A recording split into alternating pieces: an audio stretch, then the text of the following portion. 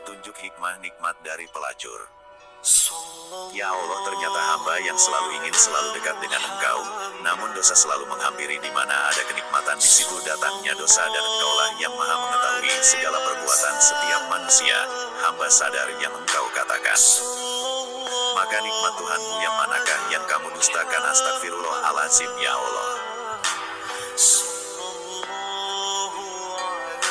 Hamba baru sadar bahwa Engkau menyadarkan diri dari apa yang Engkau hadirkan di mataku. Quran Surat An-Nahl 16 ayat 53 yang firmankan, sebagaimana Engkau memperlihatkan petunjuk bahkan mengingatkan kesalahan ketika merasakan kenikmatan yang sangat nikmat hamba rasakan, walaupun Engkau diperlihatkan atau hadirkan sebagai petunjuk wanita-wanita penikmat atau pelacur bukan seagama ketika berhubungan badan. Di saat-saat datangnya kenikmatan, nikmat memuncak dengan menyebut asmamu, seolah kenikmatan di luar kenikmatan yang lain-lainnya, yaitu berupa harta maupun kesehatan yang sekarang dialaminya. Tetapi nikmat ketika hubungan badan pada saat lupa segalanya. Allah Subhanahu wa Ta'ala berfirman, artinya, dan segala nikmat yang ada padamu datangnya dari Allah.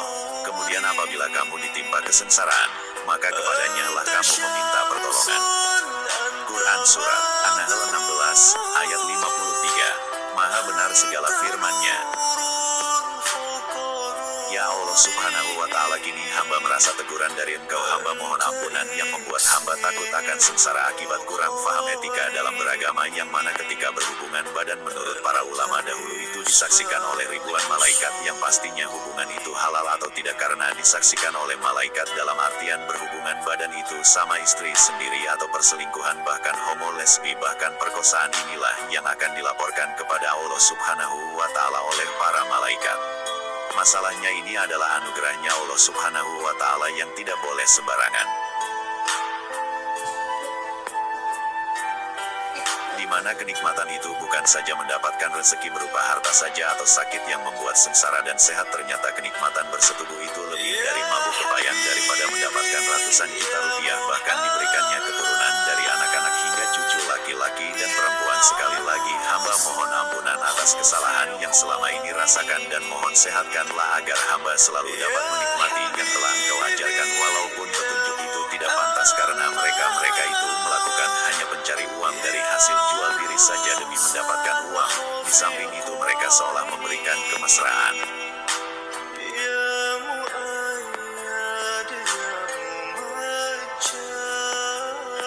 Ya Allah, apakah ada hubungannya hubungan badan dengan istri itu dimudahkan rezekinya, mengingat ketika melihat pelacur berhubung badan yang hamba saksikan ketika bersetubuh itu dengan kenikmatan yang luar biasa, sehingga mereka memanggil-manggil asma Engkau, oh my God, oh my God, oh my God, sambil merintih-rintih, yang mana menurut hamba berterima kasih kenikmatan yang telah dirasakannya, sebagaimana apa yang dikatakan pada surat Ar-Rahman, yang artinya, nikmat mana yang kau dustakan, yang berulang-ulang hingga 31 kali, yang ternyata termasuk nikmatnya bersetubuh dengan wanita. Hamba mohon karena nikmatnya sehingga lupa mengingat Allah Subhanahu wa Ta'ala. Sekali lagi hamba mohon maaf agar Engkau memberikan rezeki kepada keluarga yang lainnya seperti apa-apa yang hamba harapkan dari Allah Subhanahu wa Ta'ala, serta kesehatan yang selalu hamba harapkan, seperti ingin dibesarkan sedikit sesuai agar istriku menerima kepuasan dalam bersetubuh, amin, serta lancarkan rezekinya. Sekali lagi hamba mohon maaf kepada Allah Subhanahu wa Ta'ala atas kesalahan-kesalahan dari kenikmatan yang selama ini lalai bersyukur kepada Engkau. Apapun petunjuk dari mana saja hamba ambil hikmahnya yang baik-baik saja. Di mana suatu yang hamba perhatikan juga dari kedua pasangan yang akan bersetubuh itu, tatapan mukanya sama-sama berseri-seri seolah membuat daya tarik percintaan, hingga selesainya mukanya tetap berseri, tidak nampak kebencian atau muram yang ada ingin selalu cepat berulang lagi. Masya Allah.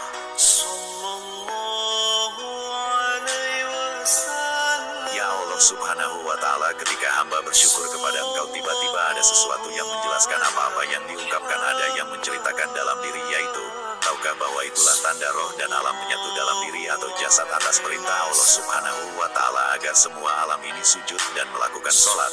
Roh tanpa jasad itu tidak mungkin akan melakukan sujud maupun sholat. Semua roh aku Allah Subhanahu wa Ta'ala perintahkan untuk menyatu dengan alam yang dapat dimakan dan diminum, yang dipancarkan melalui Adam dan Hawa yang diletakkan dalam rahim Hawa hingga menjadi manusia, dan itulah kejadian manusia yang sebenarnya, rahasia Allah Subhanahu wa Ta'ala yang semuanya sulit untuk dimengerti oleh manusia yang tidak mau mengerti.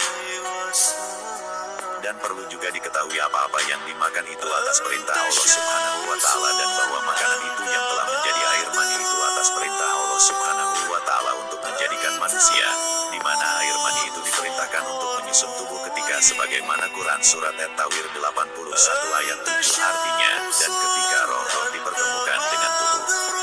Maka Allah Subhanahu wa Ta'ala mengatakan kun fayakun, jadilah kita manusia semua.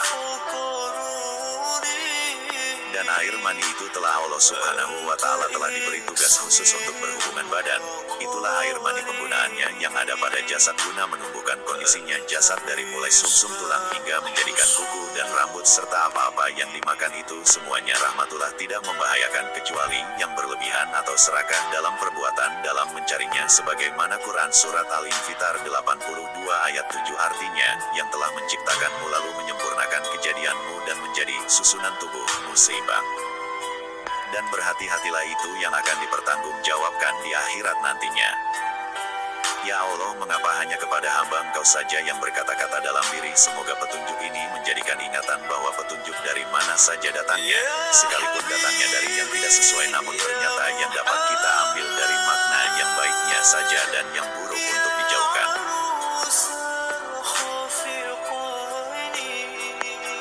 Jadi hamba simpulkan bahwa barang yang dimakan yang menjadi air mani itu telah diberi tugas petunjuk oleh Allah Subhanahu wa Ta'ala untuk menjalankan menyuburkan tubuh badan dan tingginya ukuran makhluknya, melakukan berhubungan badan atau berkasih sayang agar roh dan jasad lainnya dapat melakukan sujud dan sholat kepada Allah Subhanahu wa Ta'ala.